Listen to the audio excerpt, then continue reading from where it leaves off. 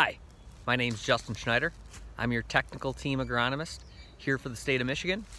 And today for your agronomic tip of the week, we're going to have a little discussion on early season insects.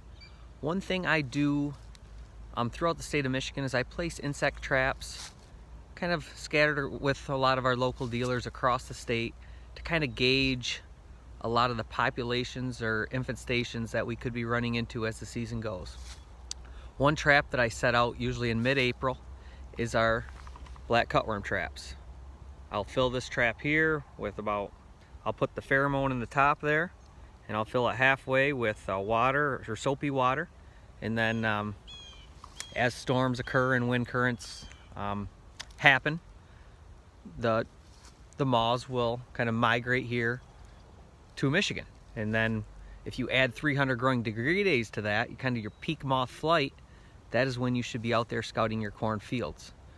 So a few years ago, I would say it was 2016 was the last year we had a pretty big black cutworm problem here in Michigan. And my peak flight then was about, I think, the 2nd or 3rd of May. So how I did that is, well, when should I be out there scouting my cornfields if they're not protected with a BT trait for that black cutworm? I was adding 300 growing degree days to the peak flight of when I caught my most moths. And that's when I was really telling guys to scout heavy for those areas. And we had pretty good success. For your corn that does not have a trait that will protect you from the black cutworm, there's plenty of insecticides out there. Usually the threshold's around 3 to 5% of the plants. If you're starting to see 3 to 5% of the plants getting clipped, you should get out there with an insecticide and spray and take care of the issue.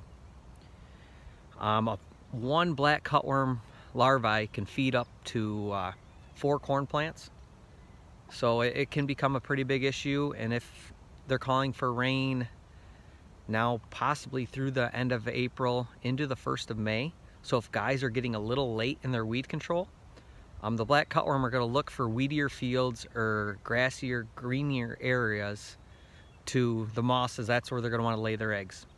And a lot of times that is in no-till situations or in fields where a guy didn't get a good fall burn down complete or fall tillage, so it is a little bit weedier situation. Those are the fields you're really going to want to scout if we do start to see these black cutworm moths become heavy in the state of Michigan. As of today, I haven't caught any, but as I said a couple years ago when I did catch or have my peak flight, it was around that first couple days of May. A lot of universities have trapping networks. So for you guys that aren't even in Michigan or any other state across the Midwest, I highly suggest you look at a lot of your universities. A lot of them will have their own trapping network that you could follow. And if you are having an issue or they're seeing an issue, they can help kind of give you guys a heads up. So I guess that's kind of my agronomic tip of the week. Just pay attention to the insect bulletins out there, whether it be with LG Seeds, local universities, and just pay attention. Thank you. Bye.